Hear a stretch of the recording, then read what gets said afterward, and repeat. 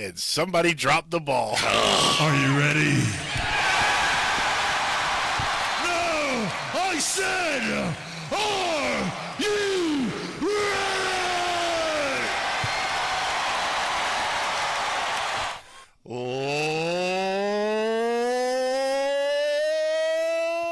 Ladies and gentlemen, boys and girls, children of all ages, Heavyweight Commentary proudly brings to you the podcast champions of the world. It's my main man, Mr. Breezy. And I'm your boy, Big K-Dawg. And we are the Heavyweight Commentary. And ladies and gentlemen, you will see there is another face on the screen this week, that of the Brute, Ray Elliot. Welcome. Right. Welcome back, Brute. That's right. Don't adjust your dials. I am not a second K-Dawg. It is not a mirror image. That is correct. If you put on sunglasses, you could be Big K-Dawg stunt double. I don't have any with. If I had some like readily available, I absolutely would. But here we are at Mist. Dang. So we say welcome back because those of you who don't know, we've actually already did this interview once. Deja vu. There was I know what you're talking about. There was a technical issue on our end, so we decided to have the Brute back on and redo the interview so everyone could enjoy, because it was a good interview. So we're looking forward to it again. Yeah. So we'll start off with giving you the platform to introduce yourself and let everyone know who the Brute is.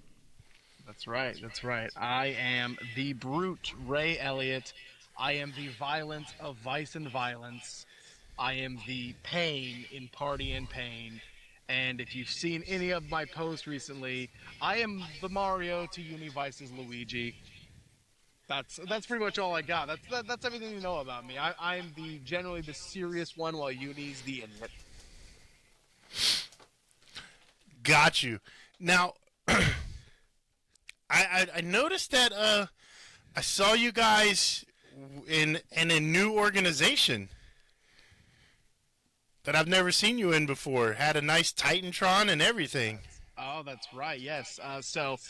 What people didn't get to see was me talking about going to my hometown, but now you can actually see it. That was Rocket Pro Wrestling in Joliet, Illinois. I'm billed from Chicago because no one has ever heard of my hometown, but I'm from a small town called Kankakee, and it's about an hour difference from Joliet. So a lot of my friends and family were able to make the drive and come see me for the first time. Probably for a lot of them going to be the only time they ever get to see me perform live. And it was great. Like, the production value, like you said, it was amazing. Full Titantron, full lights. Crowd was hot. I'd say there was easily like 200, 250 people there. It was huge. And I would love to go back. And I told them I'm all in. Anytime they want me, we will come back. Yeah, I was impressed that they had your color scheme down with the lights and everything. Mm-hmm. That was really cool. I was like, wow, they did big for these boys. Nice. Rocket Pro Wrestling, huh? Mm-hmm. Shout out to Rocket Pro Wrestling for hosting the hometown hero, the Brute. Great signing, great booking, makes perfect sense. Shout out to y'all. You guys. Yeah, that was great. Appreciate you. I can't say enough how awesome they were over there. So, you mentioned that you're the violence of vice and violence, or violence and vice. Have you always been a tag team wrestler, or did you start off as a single wrestler and get put together with Univice? How did that come about? So, yeah, actually, we wanted to be a tag team from the very start. It just didn't work out that way. We actually met at a tryout it was 8 people, and me and Uni were the only 2 that came back and signed up for training. So that was kind of cool, and we got our picture with Francisco Chiazzo. He took pictures with all his trainees. He took a picture with me. He took a picture with Uni. And then, for some reason, out of nowhere, he just goes, let me get a picture of both of you. And so we have a picture of the 2 of us with him at the same time. So it was almost like it was destined for us to be a tag team. Wow. We started getting to know each other. the way it worked at the time was, there were different levels of trainees. So you had at the time Rafael Delgado was training, but he was already like 2 years in the business, so he was just kind of coming to stay fresh and stay in shape. And then you had Dennis Fence and Giovanni Flores, who were about 4 or 5 months in, so they started at the same time, so they got paired off a lot. And then you had me and Uni, who were brand new, so for drills and everything, we were constantly paired off because we were the same skill level. And from there, we struck up a friendship, and we started talking about wanting to be a tag team and everything. And we actually ended up debuting as singles guys to start, and they kind of kept us apart for whatever reason. And it wasn't until probably like 7 months, maybe like 5-6 months into being on Proving Ground and everything that, we'd done plenty of practice matches at training, and for whatever reason, our coach always put me and Uni against each other. And finally, we just asked him, like, hey, could we team up this time? And he's like, yeah, sure, whatever. And we teamed up. He instantly saw the chemistry and went to the head booker of Proving Ground at the time and was like, these guys need to be a tag team. They're great together. Give them a shot.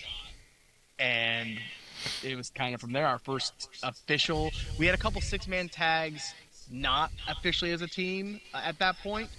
But our first official match as Vice and Violence was, I believe, August 13th, 2023. It was a 6-man tag, us teaming with Stephen Frick versus The Set, and I think it was made up of Chiazzo, Delgado, and Gus De La Vega. I think was that version of The Set. But yeah, ever since then we've been going strong. So how did the Mario and Luigi thing come about? There's actually gonna be a video that drops tomorrow. So by the time this episode comes out, everyone will already have seen it. That explains how Uni wrote me into doing it. But the easiest way to answer is they wanted us to. MegaCon, Bizarre Wrestling does a lot of conventions, fan expo, stuff like that, and their whole shtick, their whole gimmick is it's kind of like nerdy wrestling. So they do a lot of conventions, including MegaCon in Orlando. And they did a big thing last year called the Multiversal Rumble. And the whole idea is it's a Royal Rumble where wrestlers and characters from anywhere and everywhere, anything nerdy, could enter the Rumble. And that's great. Like, in the same Rumble, like, you had a certain ginger idiot, TJ Brady, dressed as Gambit. Heavy was just Bud Heavy, so that was fun. Simon Says was just Simon Says, and then there was a T-Rex that came out, accompanied by Miss Frizzle from Magic School Bus. And they said, we want you guys to be a tag team, but not necessarily be a tag team, because it's a Rumble. So they're like, how? Because they didn't have a spot for a tag team match. So they said, we want you to pick characters to be that people will instantly go, oh, those two are together. And so we kind of played with some ideas that kind of fit our style and our personalities. One of the ones thrown out there was Goku and Vegeta, because Uni is a moron and I am the grumpy friend. So we kind of thought that'd be a fun one. But none of the costumes we saw looked good. They're kind of cheesy. We wanted to really do Korg and Fat Thor from Avengers Endgame, because we thought that would be perfect. But trying to find a costume for Korg, you have to make it yourself, and we didn't have time or skill. Fat Thor, I just throw on a robe and a tank top and I'm good to go. But when I was sitting down looking at duos and everything, it didn't really fit our personalities as much. But we're like, if someone sees Mario and out comes Luigi, they're going to immediately go, oh, Luigi's going to help Mario. And that's what was the idea. Yeah. We wanted people to know we're a tag team without actually getting to be a tag team. So that was how it came about. And we went out there and gave it 110%, and they loved it. Honestly, it's probably the biggest reaction we've ever gotten. And it almost makes you question why we even bother being Vice and Violence. We should just be Mario and Luigi full time. But Yeah, it got over really big, and the promoter's having us come back this year at MegaCon as Mario and Luigi, and we've done it in Panama City back in November. So it's a fan favorite, and it just keeps getting brought back. Now, when is MegaCon? That is March. So the whole MegaCon starts on March 19th. Bizarro Wrestling is only the 3 days, so it's March 20th, 21st, and 22nd. So basically, Friday, Saturday, Sunday. Okay. Because we have an event Saturday. Mm-hmm. But if you guys were going to wrestle, I wouldn't mind riding up to check that out. Sunday would probably be the best day to go because that's going to be the day with the Rumble. So because right now we don't know 100% what we're doing on the first 2 days. We know we're appearing, but we haven't been told if there's actually going to be a match or not. But we do know that we will be in the Rumble on Sunday. Got you. Now, how long have you been a professional wrestler? That's a loaded question because technically I started training in 2009. I trained for 3 months and then I moved to Florida and I was like, I'll find somewhere. And then I didn't for 13 years. And so I didn't start back until 2022. Wow. Okay. So, yeah, I just found the WWE and TC. I was actually looking to just go to live wrestling because I was like, there's got to be somewhere in Florida that has live wrestling. And I found Proving Ground right up the road for me. So I was like, oh, cool. That's awesome. And I happened to go to their website and it was like, say this is a Tuesday night and they had Proving Ground on Fridays. I was like, oh, there's a show coming up Friday. And then it said the following Sunday was going to be a tryout. And I was like, okay, cool. So I went on Friday night, watched the show, really enjoyed it. And I was like, that tryout's in a couple days. I wonder if I could still do this. Like, let me go see. Sure enough, I went out there, found out I could still run the ropes. I can still bump. I can still do the very minimal stuff I learned in 3 months. And it was just like, you know what? I always wanted to do this. I wanted to do this since I was in junior high. And the circumstances in my life at this point lined up that I was like, you know what? I have the time, I have the availability, let's do it. And so I went for it, and so I've been active since March of 2023. So March 3rd of this year will be 3 years active. Wow. Nice. So, Brute, talk about that 13-year hiatus for a minute. I mean, what was going on during that time where you trained but didn't get active? So the biggest issue was finance, because a lot of places, especially here in Florida, they didn't necessarily care that I had paid for training in Indiana. They were like, okay, that's cool, you got to pay us now.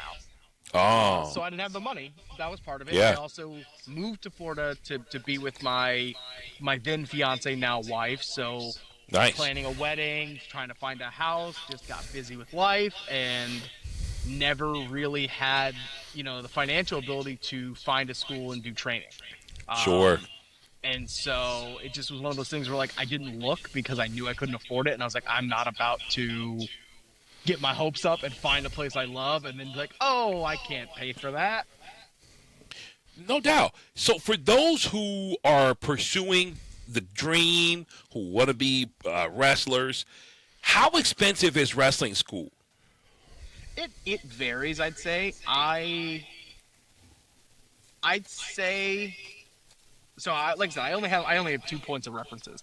One place was, I think, out the door for a full year of training. I think was close to like 2,000. Yeah. I lucked out in my place in Indiana. They did it for 700, which was nice. Wow. Which they gave me some of it back because I only trained for 3 months. So they were like, wow. Oh, we feel bad taking your money. Here you go. Wow. So that was good. But yeah, I don't know if that's on par or what with what training schools normally are, but that's my experience. And a lot of places will let you do payment plans and everything, and a lot of places too will let you stop. So if you start going and then something comes up and you're like, hey, I can't afford, I got to take a break, they let you do that, and then you come back and you're not having to start over from the first payment. It's like, okay, no, you took a break, you come back and restart. Nice. Yeah. I would say that's pretty close. I've talked to a couple other places around, just for my own personal knowledge, and 1,500 to 2,000 kind of seems to be like that sweet spot where a lot of schools are. Now, did you stay and wrestle for the promotion that you went to school for, or did you immediately branch out and go to different organization? No. I've considered. So I trained at the WWN TC. The best thing about the TC when it was open was when the coach felt you were ready to at least start working matches, you had a built-in place to go, and that was Proving Ground. Proving Ground was meant to be the trainee show, and it gave you a great opportunity to perform in front of a live crowd, to get used to working with cameras, and a lot of times too they offered other things like, they'd have in-house photographers and they'd offer you pictures for free, so you got your first promo pictures done there as well. And the best part is it was filmed, so when you did get to that point where you're ready to branch out other promotions, you had a database of footage to show. So that was one of the best things about it. And I stayed with WWN for my entire career. I'm still technically part of WWN, but right now it's kind of in a weird flux because Proving Ground used to be weekly on Mondays, and now it's down to monthly. And my schedule hasn't lined up just yet. FIP, Everything Burns is coming up this Sunday. I have another engagement. I can't make that, and I can't make the Proving Ground the following night. So I'm I don't know when the next time I'll be on WWN is, but I will always consider WWN, Proving Ground, FIP, all of that's my home. That's where I learned. So. And Francisco Chiazzo was your trainer, correct? Absolutely. Yep. Francisco Chiazzo trained me from the September 2022, pretty much all the way till he passed in January of 24. And then from there, Puerto Rican Hound Dog kind of stepped in and kind of took all of Chiazzo's guys and kind of brought them under his tutelage to help continue their training. And then Simon Says as well came in as more of as a mentor role. And it's great that we put it on all of our graphics on Facebook and everything. It's trained and mentored by Chiazzo, Hound Dog, and Simon Says. Those are the three big influences on a lot of the Chiazzo guys, but especially me and Uni. Nice. Now, the relationship with Simon Says, that seems to have ventured out beyond Proving Ground. Is that... I mean, Simon and I, it's crazy because for someone that we love so much, he sure screws us over a lot. In a lot of situations. He says it's tough love, but I've been hitting with brass knuckles by him at Marrow. We've been low blowed and beaten up by Devon Dudley's kids at River City because of him. I'm sure he's at AMP. We're at AMP. We haven't crossed paths just yet, but I'm sure it's coming.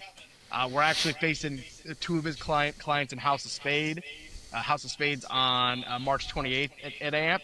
So I'm sure he's going to hit us in the dick again or something. Now, House of Spades, that is Bobby Chrono and Ray Zion, right? Yes, correct. The only team that I am a pretty confident person when we step in the ring. They are the only team that I look at Ray Zion and I'm like, oh, all right. That's a big boy. he's not a little guy. I'm not. I go by Big K-Dawg, but in the realm of the world, I'm not that big. I'm only 6'2".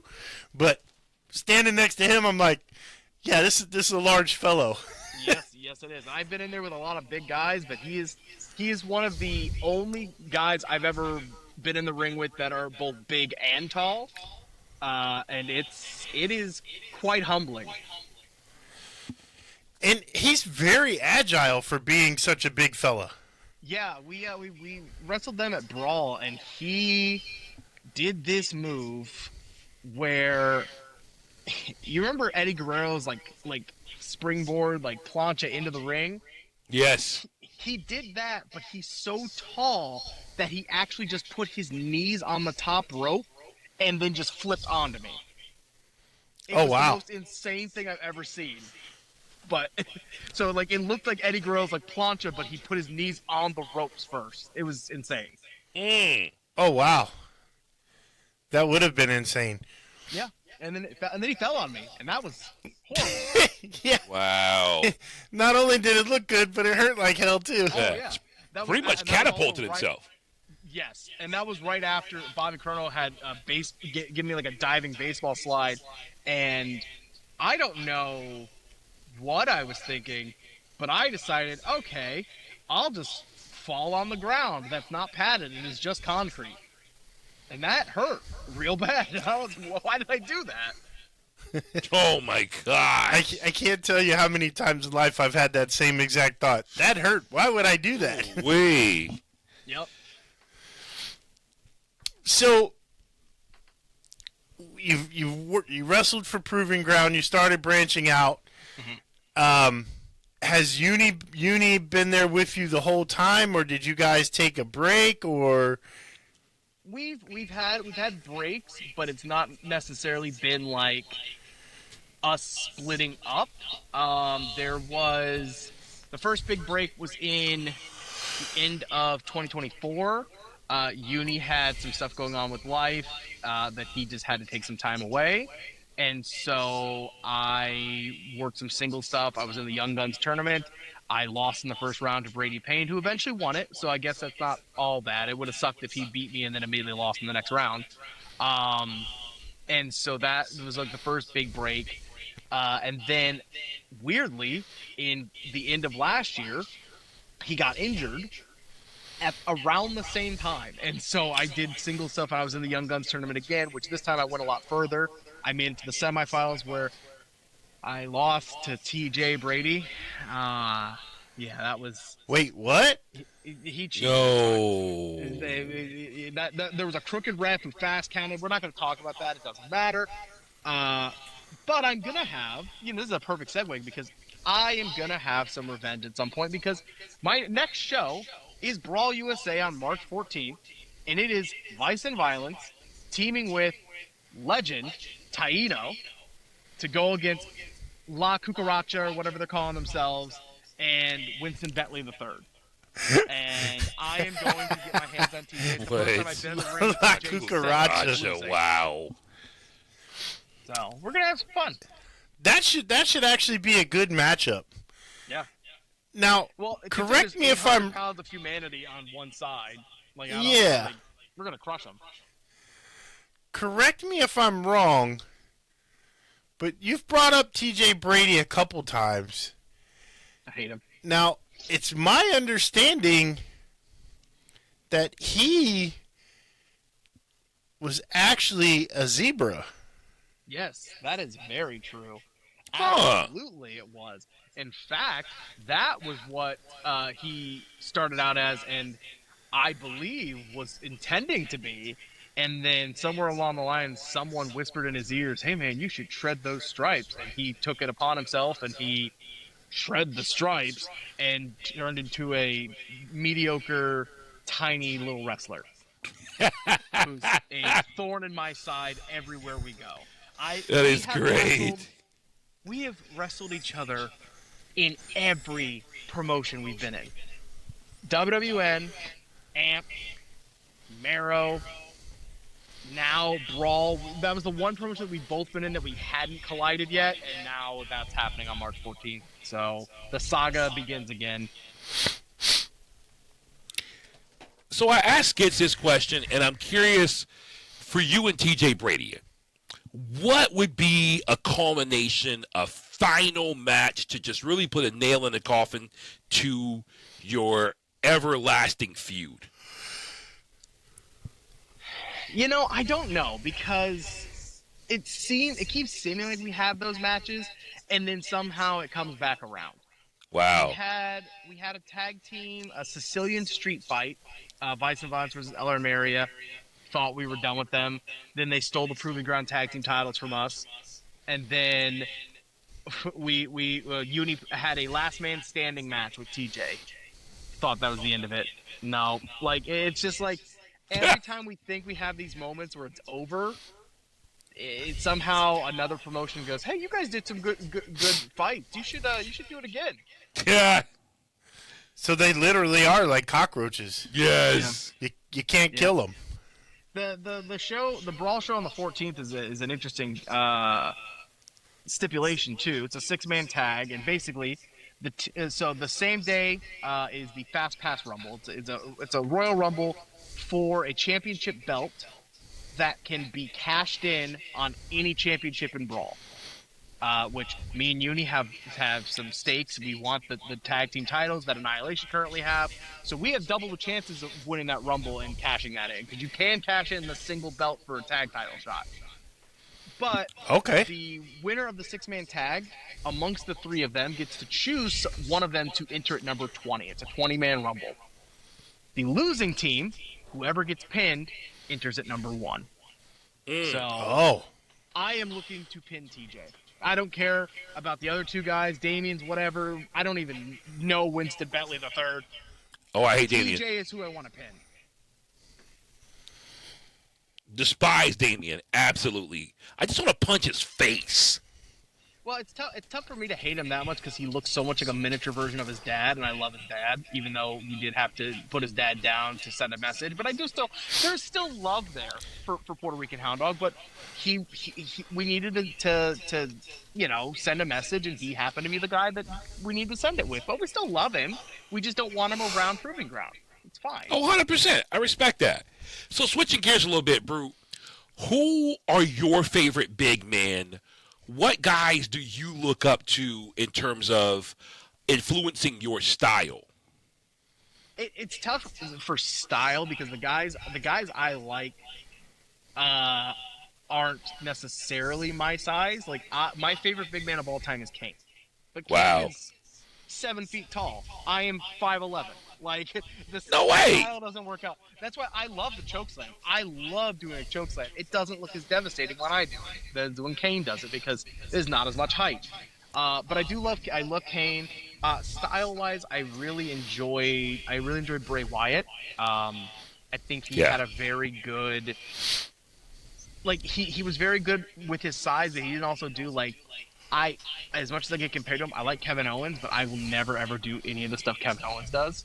Sure. Not even the cannonball in the corner. I'm like, I'm gonna mess that up and I'm gonna land on my neck and die. Like, I'm good. Yeah. He do all the dives he wants. Bray Wyatt was a good, he didn't see him doing dives and stuff. He knew how to use the size, and he's about my height. He's about my build. So he's a big one. And I also, again, probably later years, I really like Samoa Joe. Maybe not X Division Samoa Joe. I'm not going to be doing that. But current day Samoa Joe, where he works a lot more of a safer style. I like him. Because he's the brute. Like he just comes and beats people up. Even that. Yes. I still think the Samoa Joe walk away when somebody's jumping off the top rope is probably to me, that's top tier. Out there, just did it, Rocket Pro. Yeah. Somebody jumps, he just turns and walks away I'm not even messing with that. Brilliant. I did that on Joliet. There's a clip, and it's actually a guy. Don't know that I have a picture of him on the wall. CCW, Jackal Stevens. He dives, and Joe turns, and then in midair, he does this at Joe. Yeah, that's great. That was such a great, and if you know Jackal, that's his character 100%. Vintage Jackal. It's just I got to do that in Joliet in front of, it was so perfect. That morning before the show, my childhood best friend who I've known for 20 plus years, scrolling, Instagram, whatever, and he sees the reel of Samoa Joe doing that. He's never seen it before. And he goes, "Oh my gosh, that's the funniest thing I've ever seen." And I knew in that moment, I was like, well, I know what I'm doing tonight. And I got to do it. And I could audibly hear him from the ring in the crowd just go, "Ha!" It was so good. Yes. Well, it just makes your opponent look like an idiot. Yeah. Priceless. Yeah, it was great. So, Brew, obviously you work, more of a brawler style. I definitely, to me, and seeing you work, I see influences, from Kane, from Bray Wyatt. Definitely, Kane had the best throat chops. Mm-hmm. When he would just do the menacing little things that he did, I can see that in your style. Kudos to you for working such a style that allows for people to have realism. Because one of the things we talk about often on the podcast is suspension of disbelief. Mm-hmm. And one thing, that we'll rant about is you have a guy who, for all intents and purposes, is wailing on someone, but number one, he's not really laying it in. You don't really believe it, Number two, his opponent can be overselling it and sometimes underselling it, and overall, it just hurts the match, hurts the business. Whereas I see you work, man, and yeah, just got to give kudos to you. I see how you lay it in. I see how you take, the appropriate measures to make the brawl believable. You say, man, this guy, he wants to inflict pain. It's because I do. Well, like B said, there's something to be said about that. Case in point, nothing against Rey Mysterio, but he had no business beating Brock Lesnar. Oh my gosh. When you talk about fighting and wrestling is supposed to be fighting. If a guy comes up to me and I stroll around at 6'2", about 390, if a guy comes up to me that's 5'3" and 145 pounds, if I want to, I'm gonna chuck him over there. Mm-hmm. I'm just gonna grab him and throw him. He's not going to hurt me. He might land 4 or 5. But when I hit him with a lunchbox, there's a reason there's weight classes in fighting. Mm-hmm. And I said all that to just echo what Brian said. Mm-hmm. I generally enjoy a guy who works a strong big man style. Yes. We were talking about that today because we were watching Mark Davis versus Brody King in AEW. Just two big dumb galoots going at it, and they were just beating the piss out of each other. Nasty. But you believed it. You believed that they were beating the piss out of each other because they literally were. And there's something to be said about that as opposed to this.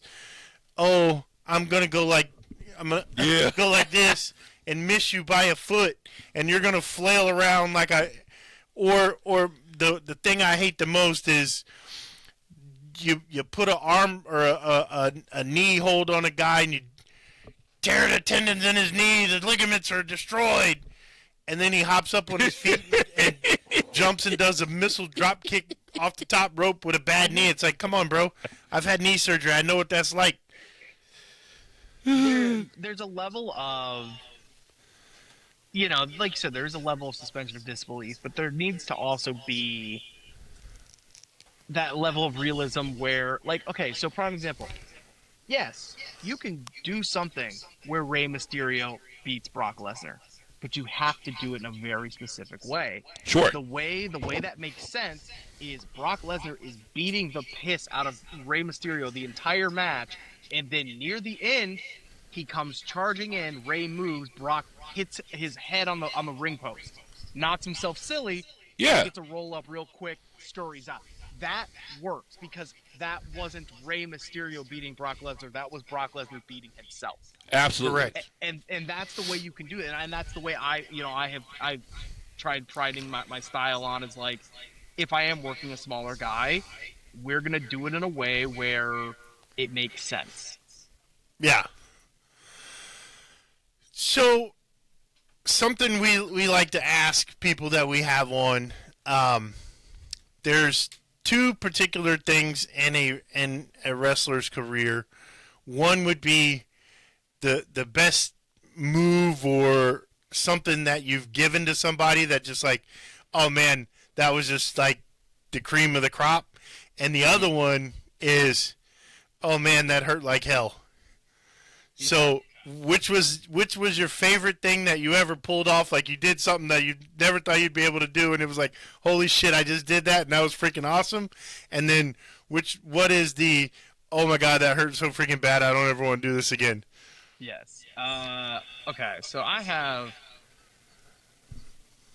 my favorite thing that I do frequently that I really like is I don't know if you know what the Wasteland is, Wade Barrett's old finish, up on the fireman's carry. Yeah. I really enjoy, and I've done it with a few different opponents, catching them in a cross body and doing the toss up to my shoulders. Okay. I Nice. tried that one time. I think the first person I did it was actually Damien. And I loved it, and I brought it back a couple times. I really enjoyed that. But recently, one of my favorite things that I've done, and I may be doing it again, is it only works with a really small guy coming in, splashing me in the corner, one big splash, two big splash, coming for that third one, and as they jump for the big stinger splash, I catch them midair and just palm them down to the ground like a basketball. Yes. Phenomenal, and I loved it. I did it in a training match, and I did it in one match at Proving Ground. Actually, I think it was probably the last match we ever had at Proving Ground. And I love that. And as far as what hurts the most, so we worked a team, and they did a double team sequence, and it ended with one guy who was not a small guy doing basically a coffin drop. And Oh no. the way they set it up is I got kicked, like they snap-mared me. One guy is on the apron, he kicks through the ropes to me. I fall down, here comes the coffin drop. They did it so quickly that by time I fell from the kick, he was already almost on me, so I had no time to like tense up or anything, and I just took a full body weight coffin drop across the ribs and chest, and thought I cracked a rib. Like I could not get any air in. That was horrible. As far as like non-moves, that the worst thing that's ever hurt is actually just recently, a couple weeks ago at training, I took a shoulder tackle and it just caught me in the face, and I bit a huge chunk in my out of my lip. And I don't know, it seems crazy to say, but lip injuries suck. Oh yeah. Yeah. It was a huge hanging piece of skin. Yep. I probably should have went and got a stitch, but I was like, nah, I'll be fine. And you bite it all the time. not only that, but I learned something horrible that with lip injuries, if it gets too dry, it cracks and it hurts. Yep. If it gets too wet, it gets raw and it hurts. So I'm like, what am I supposed to do? I don't know what to do. And it just now is starting to there's definitely some like hard cartilage in there now, but it's closed up. But that hurt, and I was like, I've been cut open. I've had my nose busted. That thing, I was like, why is this the worst injury I've ever got? This hurts so bad. I was playing a basketball game, and the guy got by me, and I was trailing him to the basketball hoop, and he jumped, and I was going to go up to block his shot from behind, but when he jumped back like he was going to do and he hit my chin and my lip. I bit my lip in half, and my lip was stuck on my teeth. I had to lift my lip up off my teeth. It hurts so bad, bro. Yeah, it's one of those things that it's one of those injuries that you don't expect to be horrible, and it was horrible. Everything else, for the most part, every other injury I've had, it hurt in the moment, but then by the next day or so, it's starting to get better. This stayed painful for at least 5 days straight.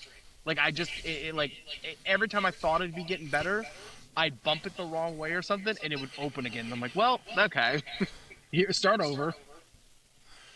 So along those lines, have you ever had a injury that in the ring that's cost you, say, an extended amount of time out of the ring, where you've gotten hurt, where you've had to muscle through it during the match, but then after the match you're like, oh man, I really messed something up, and you've had to take? No, luckily not. I definitely had some things where something happened and beat up and like, you know, probably working a little bit different for the next couple months or so, but nothing to take me off the table.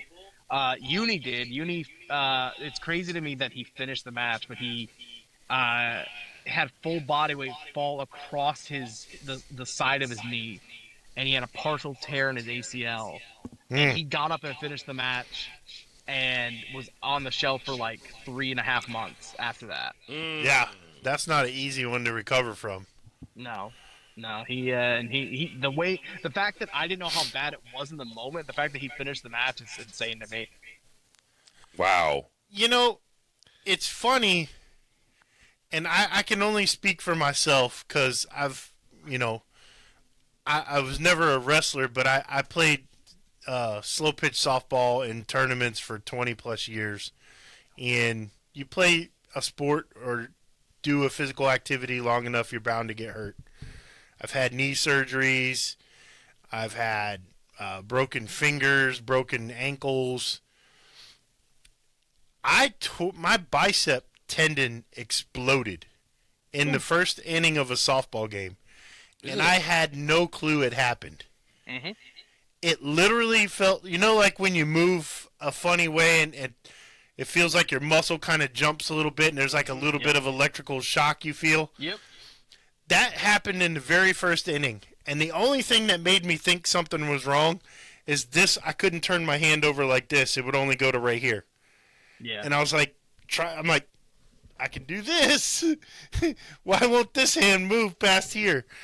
And so I was like, you know, this is something wrong with this. And I went home and I had an Under Armour shirt on. And when I took the Under Armour shirt off, my bicep rolled up in my shoulder. Ooh. And I tell you, it didn't hurt.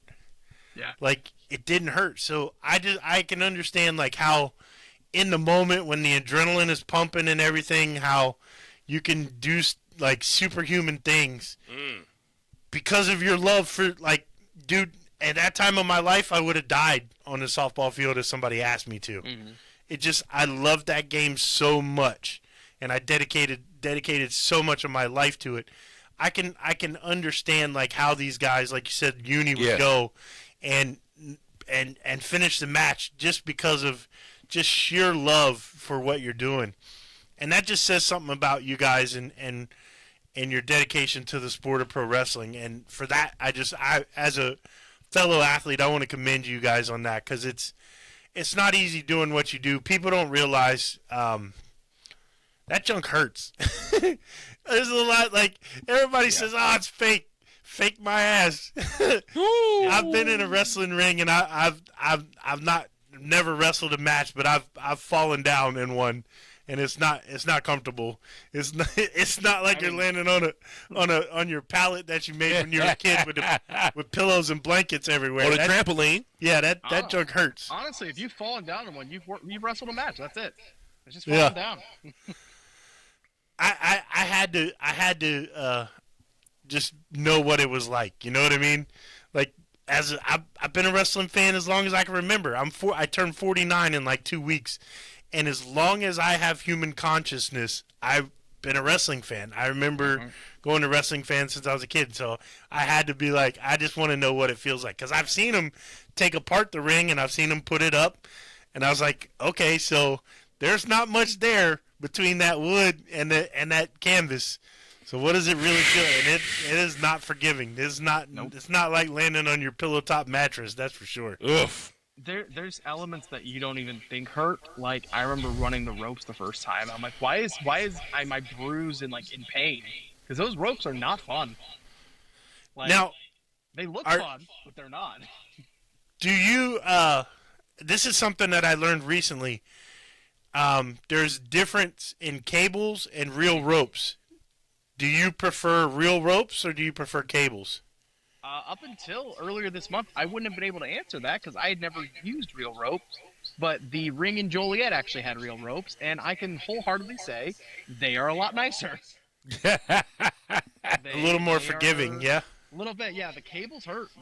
Especially if they're not well padded. They're not fun. But yeah, I actually really enjoyed the actual ropes. It was great. Yeah, I was surprised, man, how taut those cables are. Yeah. It's pretty like, whoa. Like, so I can only imagine, because you watch a match and you guys look like they're bouncing off the ropes. Mm-hmm. But now, as I understand it, correct me if I'm wrong, it looks you must be throwing your body weight into the rope to make that, kind of snap. Yeah. It's really a weird process, like when you're training and learning it, because like you have to just trust that when you lean back, you're leaning into those ropes, and you have to trust that they're there. I've seen so many people, like, they'll start running, and the second they go to turn to lean in the ropes, they kind of stop and just have to make sure they're behind them. And it's one of those things that you just got to do. You got to do it. You can't overthink it. Wow. So that ring awareness really is a real thing.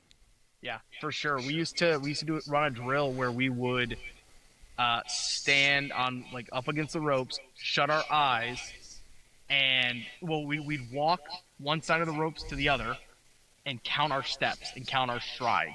And so I think with me, I think I got to the other side in like 6.5 steps, something like that. Then you shut your eyes, and you have to trust that you're taking the same strides and everything, and just blindly turn and grab the ropes. And I got pretty good at it. I don't know if I could still do it. It's been a while, but like I got pretty good at being, like, knowing my exact stride and knowing 1, 2, 3, 4, 5, 6 turn.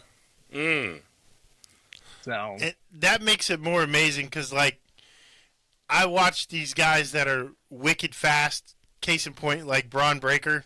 Mm-hmm. That dude's taking like 3 steps. Yeah. Because he's going so daggum fast.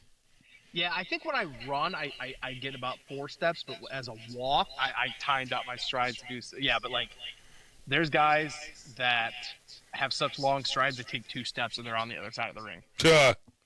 That's crazy. It used to impress me in basketball. The high school varsity coach, one of the things that he enforced was 4 dribbles, baseline to baseline. Wow. You can only bounce the ball 4 times. What? You should be able to clear 90 feet with 4 dribbles. What? Yeah. That ain't much. No. It don't seem like it, but then you watch like NBA games, you see how many times they dribble, they're like, what the heck you guys doing? 4 dribbles? Like, whoa. Yeah, but it's a drill training speed. Like you're running full out while you're dribbling a basketball. Wow. You're not running and going do do do. You're going do do, and then you're there. Wow. So, Brew, was there a particular bump that you took that you were like, man, this bump sucks? Anytime I'm anywhere on the ropes, I don't go to the top rope, and it would take a lot of convincing to get me to go to the top rope. I'll go to the middle rope, and I've done a couple, like from the second rope dive, and generally I miss it, and that bump sucks. I've done a superplex, but again, I was like, the guy gave a superplex, and I was like, I'm not going to the top. I was like, I'm taking you from the second rope. But the top rope, it's not even necessarily the bump. I just don't feel like I have enough balance to stay on the top. And I was like, if I had a handle the whole time from the top, I could jump off no problem. It's not the fall. It's when I get up there, what I feel like I'm going to fall to the outside. Or something. Oh, my. And fall bad. Like, I was like, the actual height of the bump is not bad, but like, those are the ones that then suck the most, I think. Honestly, anytime taking a jumping like face bump of any kind, there's a risk of crushing your balls, and it sucks. Oh.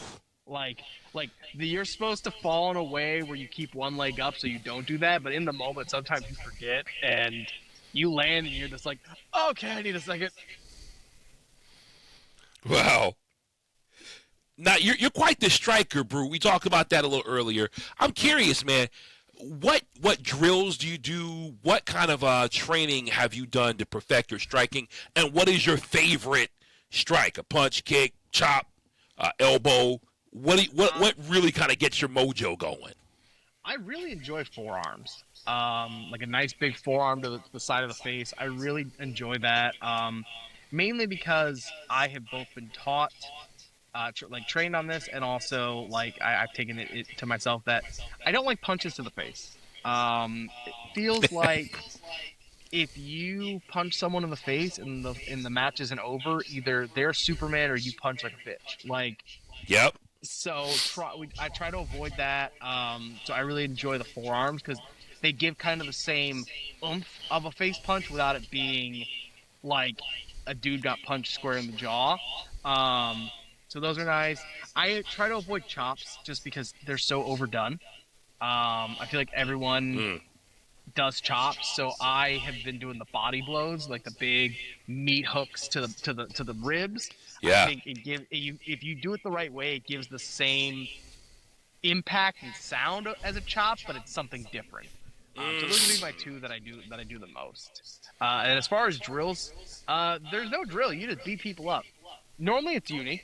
Normally I'll grab uni and I go, here, I want to try something. Come here, and I'll just hit him. Yeah, but he does the same to me. When he was practicing doing European uppercuts, and he punched me right in the solar plexus on accident, and I was like, okay, we're gonna take a minute, like, calm down. That wasn't an accident. I don't think so. So, if you could wrestle, we try to ask this to all the guys that we have on. If you could pick one person in the space-time continuum to have a wrestling match against, who would you pick?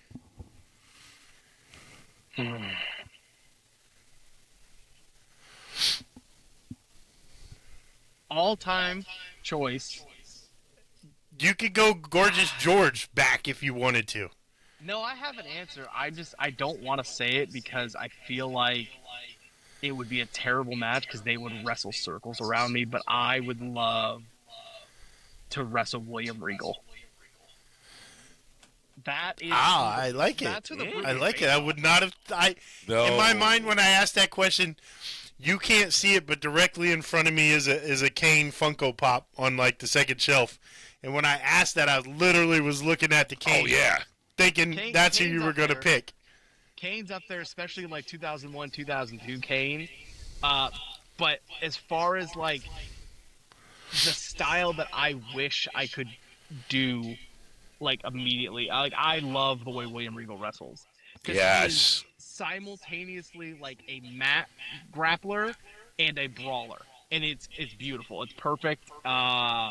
That is what I based the Brute off initially, because I have an amateur wrestling background, so I do know how to mat wrestle, and obviously I love the rough and tough brawling. So I was going for like a William Regal, and then my coach actually told me, he's like, I get you love that, but you're big. You should not be willingly taking yourself down to the mat at any point. And correct. So we kind of nixed the mat wrestling part. But yeah, I would love to. I would be honored to get punched in the face by William Regal. Now, which version of William Regal? My personal favorite, and it may not be necessarily his prime, but I think it is. I love 2008 Regal. When he went on the Intercontinental title run, King of the Ring, Raw General Manager, he was set up to become a world champion for the first time in his career, and then the stupid wellness policy got in the way, and they just nixed everything. But like, he just won King of the Ring. He was the Intercontinental champion. Like, he was going, and I really thought he was gonna finally beat. I thought he was gonna beat Cena. I was like, that would be legitimate. Like, the only person at that time where it's like, it'd be a shock still, but it's like, I would believe William Regal could beat up John Cena. Sure. He's a fist fighter from the mean streets of Blackpool. Like, it would be a shock just because of star power difference, but it would have been a believable, like, especially he starts out and just starts hammering him away with him, busts him open early. Like, it would have been good, and I felt like they were going in that direction. And then, some bad things happen, and they're like, you're suspended for 30 days. When you come back, your push is over. Yeah. Dang. So, we got a couple minutes left here. I want to talk about May 20th. I think it's May 20th, right? I think you might be thinking of May 15th. May 15th. Yeah. I knew it was a day in May. Yeah. You have the opportunity to right a wrong. That's absolutely right. So, for those of you who don't know, the Big Dog Championship. Side note: this is mine. You'll never get this one. I'll come fight you. The Big Dog Championship was won, some might say, under protest. In the final moments of the Big Dog Championship, you and Death Row Jethro were tangled up, and he was thrown from the ring, and he was technically eliminated. However, when that happened, the referees were not around the ring. They were on the opposite side dealing with a fight in the stands. So they did not see his feet go over the top rope and both feet hit the ground. They didn't see him crawl back in the ring. What they saw was him throw you out of the ring. Yep. After all that happened. His bald ass stone cold my Bret Hart. So, first, how has it been seeing him parade that around, knowing that it should have been your belt? You know, it's funny. Like, you're right. I have seen him paraded around, but you know what I haven't seen? I never saw him defend it once. There was no title defense. I personally begged Ashley to give me a match. I'm not going to sit here and bitch and complain and say, you know, you should strip him of the belt and give it to me. No, that's not my style. All I wanted was a match.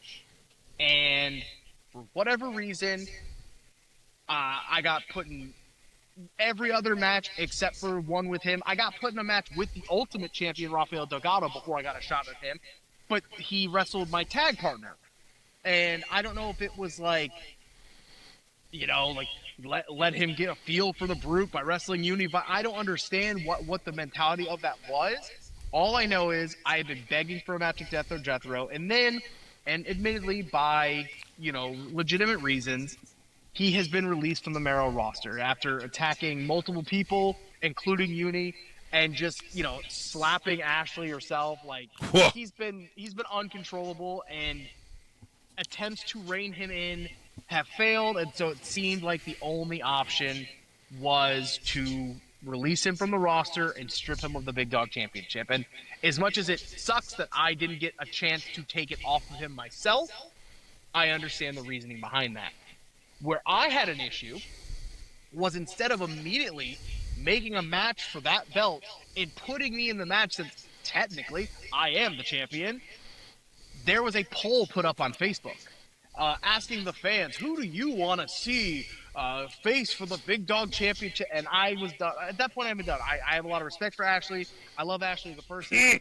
But I had to reach out and send her a message via social media, because she stopped answering my calls, and say, poll be damned, I deserve a shot for the Big Dog Championship. I'm not asking for a handout. I just want an opportunity. And so it has been officially made that I will be competing in a match for the Big Dog Championship on May 15th. Who my opponent is still yet to be determined. But as of right now, the Brute is in that match for the Big Dog Championship. He should have never lost, or I guess he should have already won. So, that would lead me to say, I'll see you there. So that you know, that leads me to my suspicions. I'm facing you, aren't I? This has all been one big ruse. It's K-Dawg and Brute for the Big Dog Championship, and it's fine. I like you as a person. I gotta put you down. I'm sorry. One might perceive that from the way things have gone down. Wow. What I can tell you is, you'll have to wait and find out. Wow.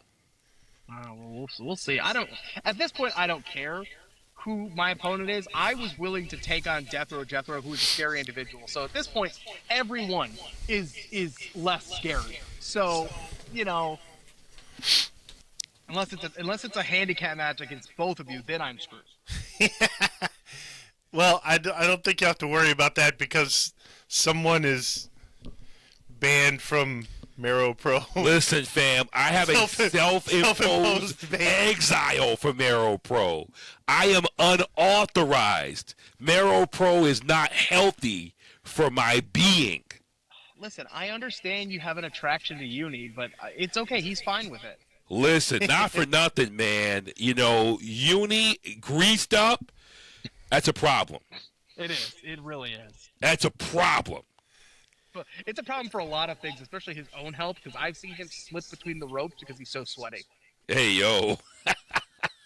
But no, Brute, you know, man, we got to do a campaign, free Brute. I feel like the authority's been holding you down. We've had conversations with Ashley ourselves. She really can't give a straight answer as to why you have not been in contention for, well, I won't say this title, but for the Big Dog Championship at Mero Pro. And K-Dawg's keeping the fancy one to himself. Well, yeah, I am. Well, not for nothing, he's the last real champion. It's one of those things where you have two of one thing and you don't give out the better one. You give out the lesser of the two. Hey, you know what? That's okay. I'll take the one that's actually been in the ring. It's fine. Oh, yeah. No, this is definitely a trophy piece. You don't want this one anyways. You don't want to carry this one around. It looks heavy as hell. Gosh. It's about 25 pounds. Yeah, that's like the John Cena Legacy title. That's what that was. That's the K-Dawg Legacy Championship right there. Yeah. So this was what I originally wanted made, and the other one didn't come out like this. But just the dog face alone is like 7 pounds. Yeah. I actually really do enjoy the one that is I guess the official one, if you want to call it that. Yeah. The thing I like about that one a little bit more, and maybe there's some customization in the future. Who knows if I can make that happen? I like the eyes on that one. I like how they're like red eyes and it's like almost like rubies. I really like that. Oh, on this one? Yeah. Maybe. Yeah, dude. If you want to paint them red on that one, I don't care. Yeah. We'll see. I don't care who my opponent is. I think. Like you said, as far as a reason why, I think truly she believed she was protecting me from Death Row, which part of me, excuse me, part of me, like, I could understand that. I could understand that even though I didn't agree with it, I could understand that mentality. What I didn't get was not putting me in the match immediately. Like, if you're having a match for the vacant championship, I should have been already in. I should have got a bye. Yeah. Everyone else, because I already earned that spot. Like, my immediate thought would have been the last 4 guys that were eliminated. Yeah. Minus Death Row Jethro. Yeah, do a triple threat between me, Caden Green, and James Morrison. Like, that would have been good. Or even me and Caden Green, one-on-one, because Morrison was eliminated before that. So Correct. Yeah. No, we'll see. I don't know who it's going to be. It doesn't matter, though. Like I said, if it's not Death Row Jethro, then everyone else is below that. Why not, Brute? Yeah. Well, bro, are you a beer drinker? It depends on the beer. I like a good beer every once in a while, but I'm very picky on my flavors. So I was going to say, man, if you do happen to come out victorious, beer's on me. Oh, okay, absolutely. I'll cash app you. I'm gonna be honest. I'm a rum guy. I love a good spiced rum. Oh, you speak my language. I'm a spiced rum guy. What's your go-to? So typically, it depends on how I'm feeling. I like if it's a nice chill kind of vibe, I'll do a nice rum and coke. If we're having like fun, it's like a fun time. Listen, I take a page out of Uni's book. I will do like coconut rum and a pineapple juice, man. Like that's delicious. It's like dessert in a cup, and I'm cool with that. Yes. Uni turned me on to that, and I have never looked back. That's that. Have you tried? I'm sorry. Have you tried bamboo? Mm-mm. Oh man, I'm gonna have to spring for a bottle for you, brother. If you're a rum guy, this is about the closest thing you're going to get to pirate rum. Ooh, okay. It's banana infused. Oh, that sounds Tropical, amazing. and the Bamboo XO change the game. It will change the game. It's amazing. And here I am, the single malt Scotch guy. Ain't nothing wrong. I like a good Johnny Walker. Nothing wrong with that. I like a little bit of everything. Like I said, it depends on the vibe. If we're out partying, I like some fruit. I like some flavor. And if we're just having a chill night at home, nice whiskey is great with me. Yeah, I'm a sip on a single malt Scotch guy. Just, like a 15, 18-year-old. Just nice, just, Yeah. I don't know. I get that. Okay, so May 15th, you said you got one coming up, the Comic-Con in March 20th, 19, 20, or 20th, 21, 22. Yeah. What else you got on the schedule? So this Saturday, not a wrestling event. It is Leadfoot City's doing Mardi Gras, and Brawl USA has a table out there. Me and Uni are going to be there all day, just kind of handing out stuff, taking pictures, kissing babies, all that good stuff. That's this Saturday, February 28th. Next show is March 14th, Brawl USA Fast Pass Rumble back at Leadfoot City. March 20th through 22nd, we are at MegaCon Orlando out in the Orange County Convention Center. We'll be there all 3 days. And then April 4th, we're back at Brawl USA. Don't know what we're doing there yet, but I know we're on the card. And then May 15th, that's Mero Pro. I'm sure there'll be some other dates sprinkled in there throughout, but as of right now, those are the dates we have set in stone. Gotcha. Oh, and sorry, in March 28th, AMP Wrestling, I literally just filmed a promo for it yesterday that's coming out this weekend. Yeah, March 28th, AMP Wrestling out in Spring Hill, Florida, Salishan retirement community. We're doing a charity show for Tummels to Towers Foundation. You can donate now, basically $10 donation to get into the show. And it's going to be a good show. The AMP Duos Championships will be on the line against House of Spades. It's going to be a great show. That's the end of March. So, real quick before we get out of here, tell everybody all your socials so that they can know where to find you. It's super easy. It's the same on everything. At Brute Ray Elliot. That's 2 L's, 1 T. Brute RAYELLIOT on TikTok, Facebook, Instagram. I think even on YouTube and X, even though I don't really use those. But yeah, if you search Brute Ray Elliott, you'll find me everywhere. ViceandViolence.com. That's all spelled out. ViceAndViolence.com has all our merch, and there's also links to both my and Uni's socials there as well. And we will throw those links in the description of the video when this comes out so that everybody can find you. Ray, we appreciate your time, man. We know obviously you're a busy man. So we just thank you. Thank you again for being willing to redo the interview. Absolutely. Honestly, I think it was better the second time. This was a great time. I think people get to know you. Looking forward to seeing you out there and about. So again, just we thank you, we appreciate you, and we wish you nothing but the best in your future endeavors. All right. With that, love, peace, and chicken grease. Stay heavy, baby. Stay heavy.